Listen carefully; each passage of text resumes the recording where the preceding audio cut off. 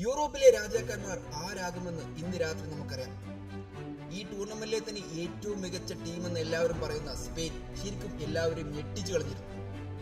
കളിക്ക് മുമ്പേ അല്ലെങ്കിൽ ഈ ടൂർണമെന്റ് മുമ്പേ സ്പെയിനിനെ അങ്ങനെ ആരും ഫേവറേറ്റ്സ് ആയി കണ്ടിരുന്നില്ല. ഇംഗ്ലണ്ട്, ഫ്രാൻസ് അതുപോലത്തെ ടീമിനായിരുന്നു എല്ലാവരും മുൻഗണന നൽകിയത്.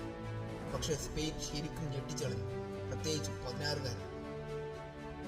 ഇപ്പോൾ ഇംഗ്ലണ്ട് എങ്ങനെയൊക്കെയോ ഭാഗ്യമോ അതല്ലെങ്കിൽ അവസാന നിമിഷത്തെ അവരുടെ ഓരോ പ്ലെയറിന്റെ എന്തോ ഒരു മികവ് കൊണ്ട് അവർ ഫൈനലിലേക്ക് എത്തിയിട്ടുണ്ട്.